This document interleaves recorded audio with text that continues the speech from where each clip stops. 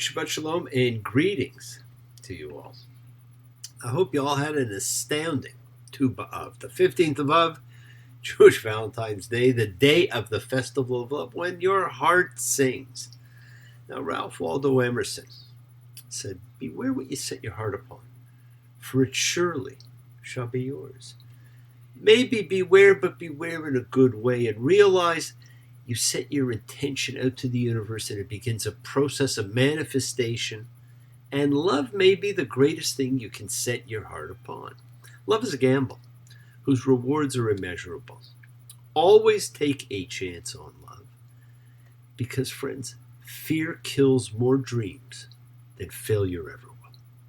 So if you did not celebrate, it's never too late to celebrate love. Love is one of the great cycles of life. It's hard to believe, but we're heading into August already with its thoughts that summer is waning. School will be beginning. The high holy days are just around the corner. The days are getting shorter as the cycles of time march on in their inexorable fashion. All those are true, but it's also wedding season. Love can and is celebrated anytime. Congratulations to all of you on the threshold of blissful matrimony. It's a major step, one that completes a journey for so many who now have that special someone to share and support and encourage, to entertain, to be entertained by, to grow old with.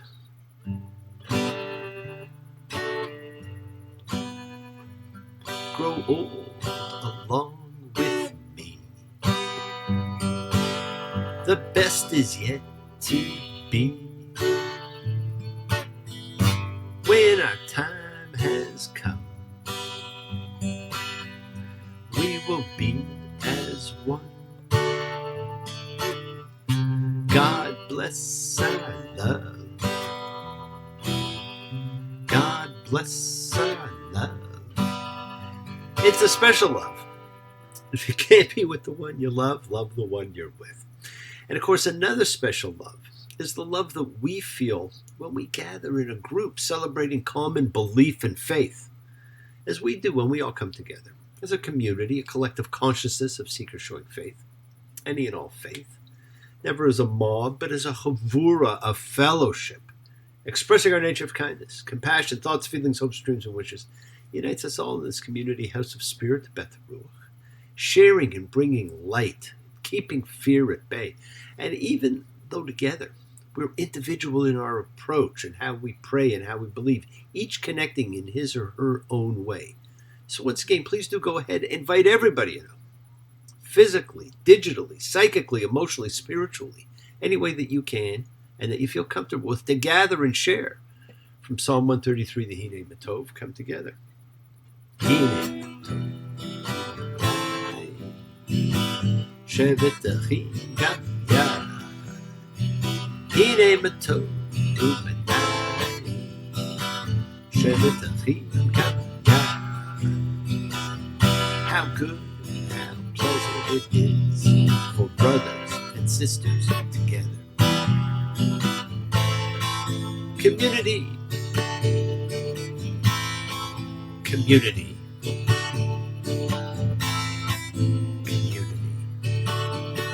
Together. Let's all spread love, goodwill, and fellowship to the world. Remember, friends, this is you sending out just a little bit of yourself and in your own little sacred time, in your own little sacred space, when you honor and converse with whoever, whatever you happen to believe in, and we all believe in something. It's part of your kavanah. It's your intention that you put out to the universe. It is your goodwill. Let's take some time now. Let's send some of that goodwill, some light and some healing out to whoever you know that needs it. Healing and renewal for everybody. Floats through space finding those in need. So send it out for those you know and for the souls and spirits of everybody you love. So think of whoever that needs healing and renewal and love, or just plain goodwill. Focus on them. Call their names. It's not just for people. It's for our pets. It's for the earth. It is the healing of the world. The tikkun olam. It's part of our spiritual genetic makeup. It's our job to help heal the world. It's not a job for us to complete. It's an ongoing task that we deal with in this lifetime, in prior lifetimes, and the lifetimes to come. Always has been. We must do our individual part. Wisdom says we must do what we can. Your own little part helps more than you realize. Part of that healing of the world is when we send thoughts and energy for health and renewal and goodwill for everybody. They don't have to be sick. It's for those in our hearts and our minds. Let's all send energy out for the people in need everywhere. For Joseph, for Aurelia, for Lindsay and Mark, for Alan and Tam, for Gloria, Kay, Snoopy and Deb, for Dave, for Connie, for Adrian and Jim, for Mary and Matt, for Kevin and Ann, for Shana, for Melissa. Friends, it is the kindness, the healing wishes, the goodwill and love we all send out. It just circles the world finding those in need. So thank you, each of you, for all you do, for all you care, because the world is a world of spirit. And spirit, my friends, never dies. Me, Shabbat, Avotenu, Makor Chalacha, Limotenu. May the source of strength bless the ones before us. Help us find the courage. Make our lives a blessing. The renewal of body. The renewal of spirit. And I say, Amen. Misha Baruch, let us all have our spirits renewed, because this is the great prayer for healing, which we call upon God to heal as he is healed before. Misha Baruch, may he who blessed, because all healing's a blessing. So let's all send and receive healing and renewal energy in our efforts to love, to share, to care, to grow. Now this week we read Ekev, in consequence of. Its actual meaning is on the heels of.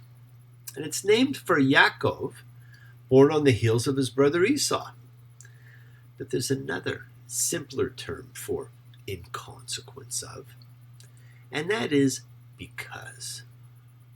Now, because tends to be an answer we use more than any other, and we learn it's a word that actually needs completion. Every because statement is part of a completion. Every event completes another event. How do I know? Because.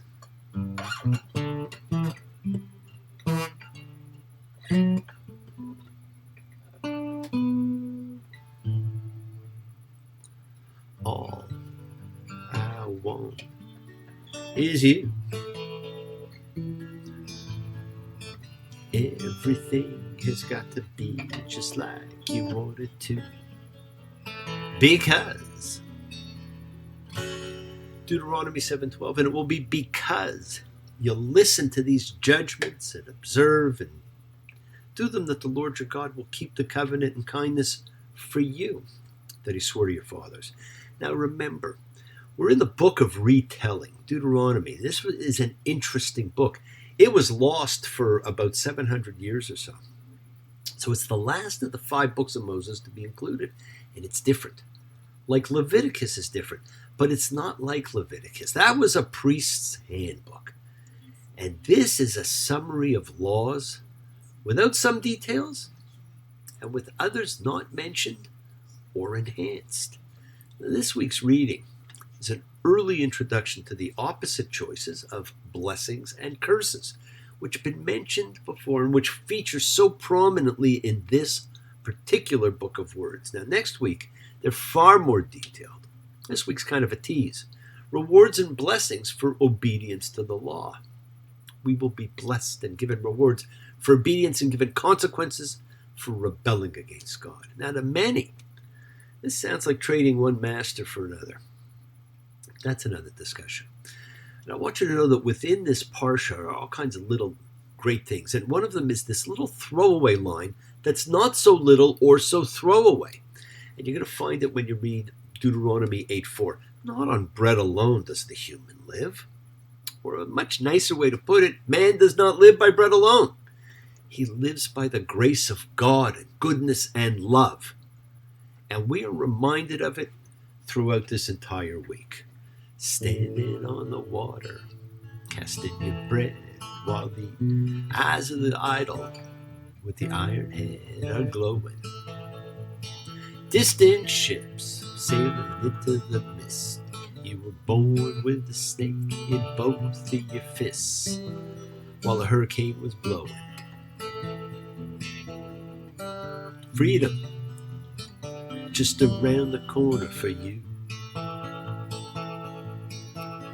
But the truth so far off, what good will it do? Now we're also given another reason as to why the people wandered. Deuteronomy 8:2. You shall remember all the way that the Lord your God had you go these 40 years in the wilderness in order to degrade you, to test you, to know what was in your heart. Would you observe his commandments or not? Now this sequence of verbs is extremely powerful because of the ways that they were used before. The word degrade is used to describe what the Egyptians did to the Israelites as slaves. It's also used for what Shechem did to Dinah and for what the people are supposed to do to themselves on Yom Kippur. It means to bring down, to humble, to lower someone. The difference is that the Egyptians do it to weaken, whereas God does it to test strength. The second word here, test. Well, that's the word for what God does in commanding Abraham to sacrifice Isaac. That was a test. The result of that test is that God says, now I know that you fear God. So the third word here is know, conveying that the purpose of a divine test is still to establish what's in a human's heart. This is a reminder of Genesis 6, in which God says he made a mistake with man because evil is in a man's heart. So Moses tells the people the reason for many of the tribulations that they experienced for 40 years was to test them. Would they be willing to uphold the commandments? Well, we know it was really something else. It was fear. The original wilderness generation carried a fear-based slave mentality with them and could never be free. Their children, however, could be. And that's why it took 40 years to wipe out that entire generation. And that fear is inculcated in all of us still. We carry it at the genetic level. That's how insidious a disease fear can be, my friends. Now, what we quickly see in the reading of this book is that there's just enough given to make it look like, you're capturing past events, but without giving the earlier details. In some ways, it's almost like a Reader's Digest version with specific modifications. Now, the cornerstone of this book is the covenant between God and the people, and the cornerstone of the covenant is the Ten Commandments, the great epiphany, the Asheret HaDebarim, the 10 things given on the mountain to the people. God loves the people, and the people should love God too. Deuteronomy 11:13, to love the Lord your God and to serve him with all your heart, with all your soul. Now Moses imparts two important tenets here. You can't bribe God. He sees, he knows, he upholds fairness and decency, and he responds best to love. And you must treat the alien as an equal, because you were there once. Now those are really easy to accept. And if the 10 Commandments are too much, just keep these two things in mind. You'll be okay, and the world will be a better place. If you want the world to know, we won't let hatred grow. Put a little love in your heart. I hope when you decide, kindness will be your guide. Put a little love in your heart, and the world will be a better place. And the world will be a better place for you and me. Just wait and see. Yes, the world will be a better place, and the world is sacred. So is everything in it, my friends. Express your gratitude, light a candle, make a wish. Celebrate your life and the lives of those you love. Share your feelings with them. Live free, be free, honor your freedom. Be well, be happy, be blessed. Share and honor the light with all who live in the light and continue to shine. Continue to send everybody you know goodwill and love. Pray for peace and freedom for everybody. An end to terror and hatred. Remember, friends, we are a community. We learn together. We celebrate each other. We love each other. We share this ride together, men and women equally. So let's send out love, not fear. Send out peace, harmony, goodwill, and healing to all who need it. And please do learn to forgive and learn to love, including yourself. Open your hearts, Honor the relationships of your life. Tell those that you love that you love them. They need to hear it. Take advantage of the time you have. And enjoy the journey, because we take the twists and turns and the patterns that weave through the fabric of our lives in our effort to grow, to learn, to be, to love. So please do love. Now, bless you all. Have a fantastic week. A week of love and light, a week of peace, a week of miracles. Examine your intentions. Use them to imprint your will on the universe. Remember, we set in motion everything that happens in our lives. Our intention, our kavana, cause, our effect, everything is linked. As I've said, you always have time to forgive and be forgiven. You have the knowledge of what's good and bad. So acknowledge of what you've done wrong to yourself, to God, and to any person you've wronged. Ask forgiveness. Do so with sincerity, accountability, and vulnerability. And forgive those who you've hurt.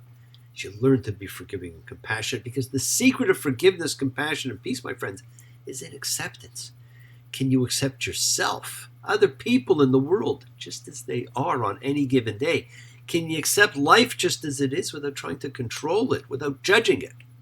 If you do, you can experience the peace that acceptance brings.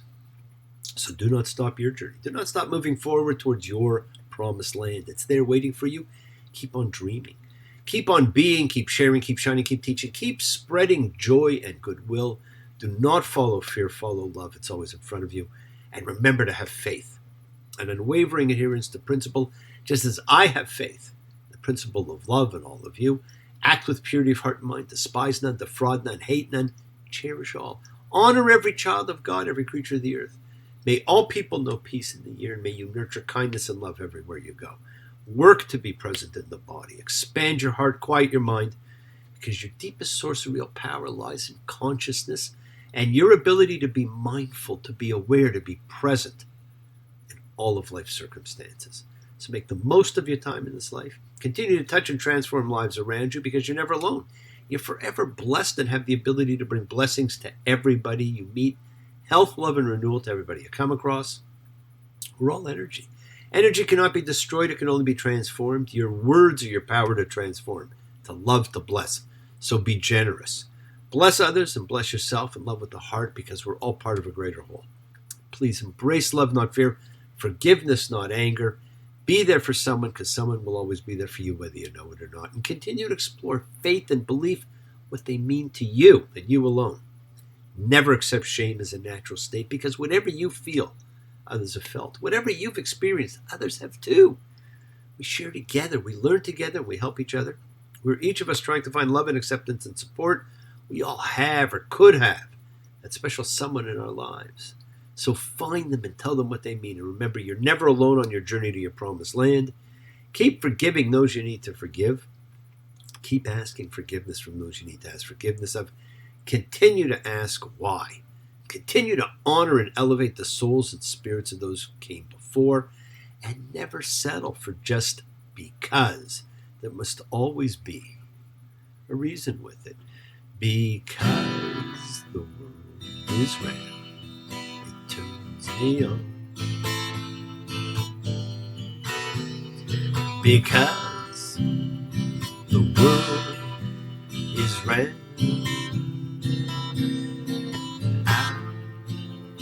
because the wind is high, it blows my mind. Because the wind is high.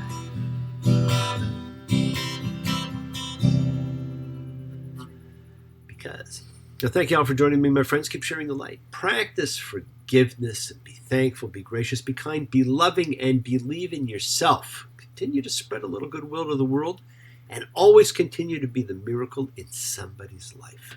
Shabbat shalom and blessings to you all. Take care. We'll see you next week.